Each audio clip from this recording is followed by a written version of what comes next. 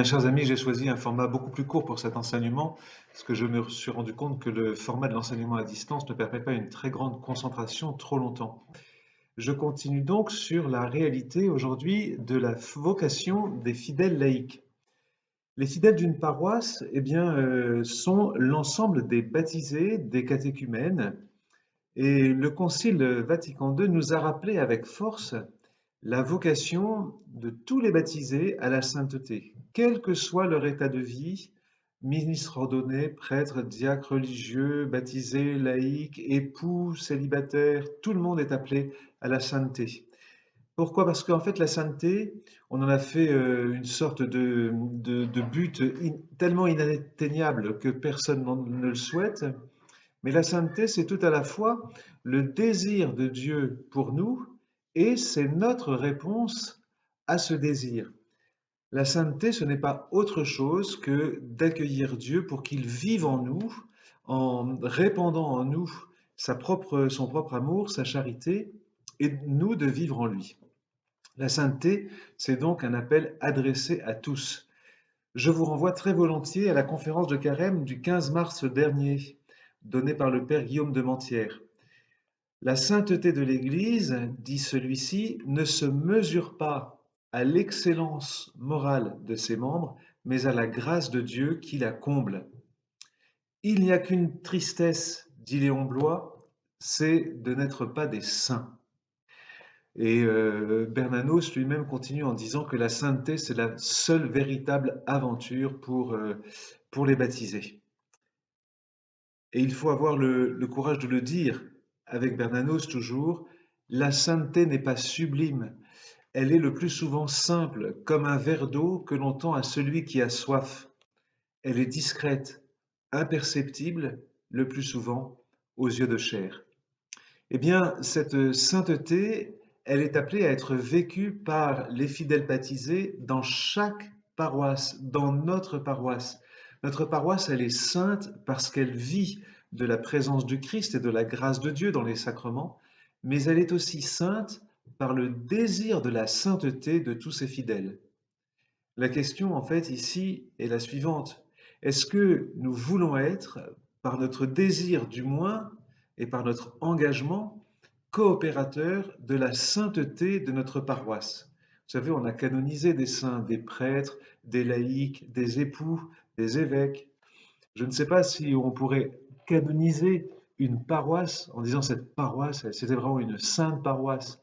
Mais en fait, c'est ce à quoi nous devons tendre dans notre vie, dans la vie qui nous rassemble les uns les autres.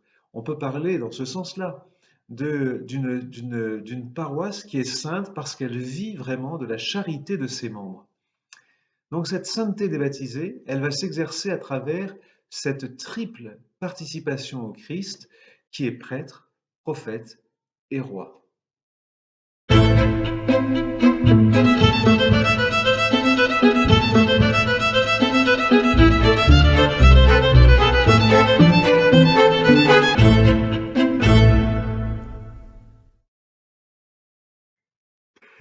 Eh bien, par notre baptême, nous sommes unis au Christ et nous participons à sa vie de prêtre, de prophète et de roi.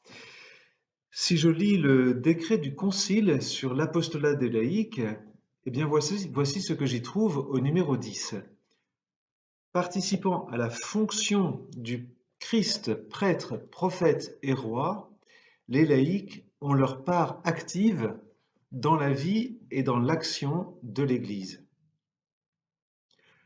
On parle du sacerdoce commun des fidèles, comme de cette participation au Christ qui est prêtre. Cela signifie que, comme lui, chacun de nous est appelé à offrir sa vie et toutes ses activités à Dieu dans un sacrifice de louange. La messe du dimanche qui nous rassemble est le lieu propre où nous offrons à Dieu toutes les activités de notre semaine. Et c'est peut-être précisément cela, à la fois la participation active des fidèles. Quand on parle de participation active des fidèles, c'est notre offrande, l'offrande de nous-mêmes. C'est de nous unir tous ensemble au Christ qui lui-même s'offre sur l'autel à son Père. Alors je vous invite à réfléchir à nouveau à la messe qui nous manque. Elle nous manque parce que ce qui nous manque, c'est cette communion eucharistique qui est l'offrande de nos vies unie à celle du Seigneur sur l'autel pour la gloire de Dieu le Père. Participer à la vie du Christ prêtre et apprendre à offrir dans un seul acte d'amour tous les aspects de notre vie, c'est avoir le sens de la sainteté. Alors nous l'offrons à la messe, mais nous l'offrons aussi dans tous les moments de notre vie. Nous sommes au travail, nous sommes fatigués. Seigneur, eh bien, je t'offre cette fatigue en union avec ta fatigue, la fatigue que tu as éprouvée quand tu étais parmi nous sur la terre.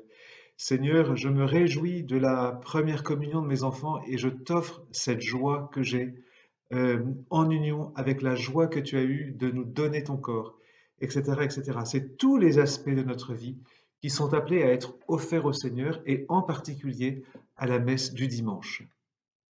C'est cela, être prête avec le Christ.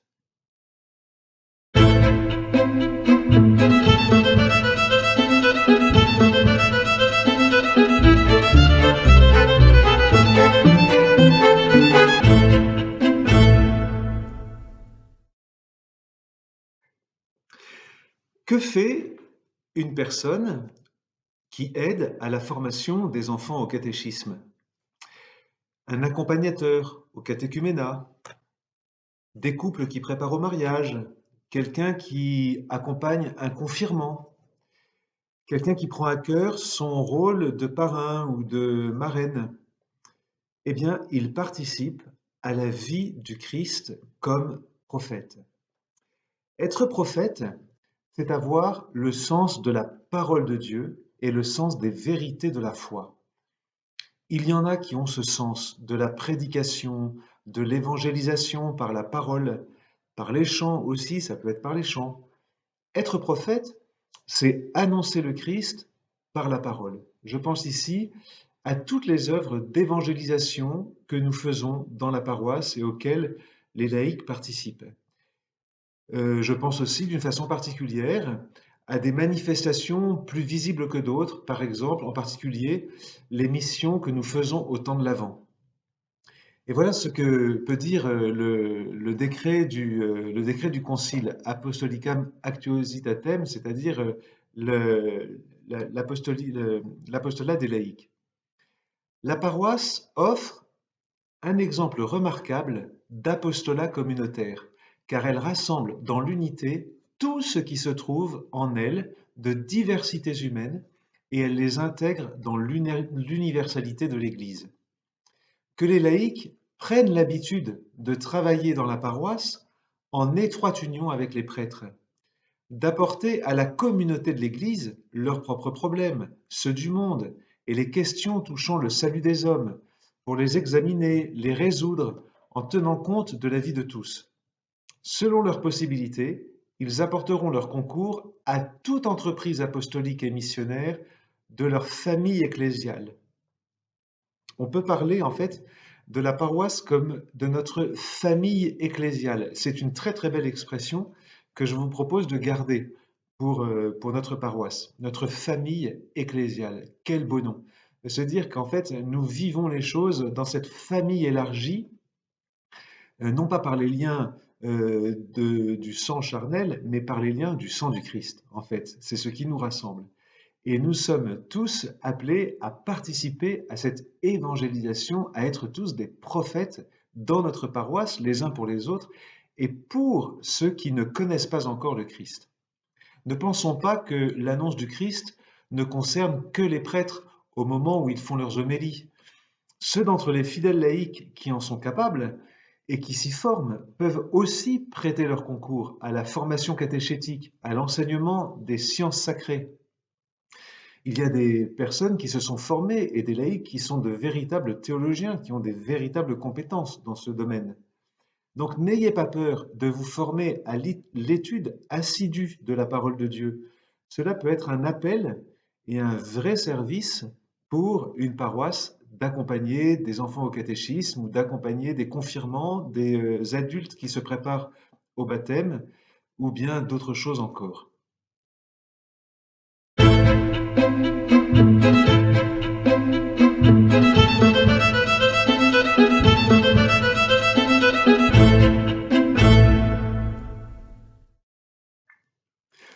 Alors, qu'est-ce que c'est qu'être roi comme le Christ? Participer à sa fonction royale. Être roi comme le Christ, c'est avoir le sens de la justice évangélique, ou déjà de la justice tout court, mais aussi de la justice évangélique par l'exercice joyeux et prudent tout à la fois de la charité. La charité, c'est l'exercice de la justice évangélique. Toutes les actions dites caritatives ou de solidarité sur la paroisse sont le bel exemple de cette vitalité que nous avons de la charité. Et en fait, nous voyons bien que ce temps de confinement nous empêche cet exercice. Et ça peut être d'une certaine manière très douloureux quand on a ce sens naturel de la proximité, de la volonté de faire du bien à l'autre par la distribution des repas, par l'aide vestimentaire, par l'aide au logement, etc., etc. On voit bien que ce confinement met à rude épreuve notre exercice de la charité, c'est-à-dire notre participation à la fonction royale du Seigneur. Alors voilà ce que l'on dit aussi encore dans le décret sur l'apostolat des laïcs. Une citation un peu longue mais très importante. Que les laïcs, unissant leurs forces, apportent aux institutions et aux conditions de vie dans le monde, donc vous voyez qu'il ne s'agit pas que de la paroisse, mais du monde, de notre société, que les laïcs, unissant leurs forces, apportent aux institutions et aux conditions de vie dans le monde, quand elles provoquent au péché, les assainissements convenables pour qu'elles deviennent toutes conformes aux règles de la justice et favorisent l'exercice de la vertu au lieu d'y faire obstacle. En agissant ainsi, ils imprègnent de valeurs morales la culture et les œuvres humaines. Voilà, l'exercice royal, ça n'est rien tant que d'imprégner de valeurs morales la culture, les œuvres humaines. Quand on parle ici de valeurs morales, on parle des valeurs de la morale évangélique, bien entendu, l'amour du prochain, l'amour de soi-même, l'amour de Dieu. Et donc tout cela, en fait, cet exercice royal de la charité suppose un vrai sens de la justice. Autrement dit, se conduire en chrétien doit se laisser deviner par tout notre comportement humain dans notre société, le comportement de notre personne. Notre sens de la justice, fondé sur une anthropologie adéquate, une vision de l'homme adéquate, vision adéquate de la personne humaine, avoir une vraie connaissance de ses droits, et en particulier des droits de celui qui est plus faible, avoir une conscience morale droite et bien formée. Tout cela doit rendre témoignage à Dieu dans toutes les dimensions de notre état de vie. En conclusion de ce petit enseignement, je dirais ceci.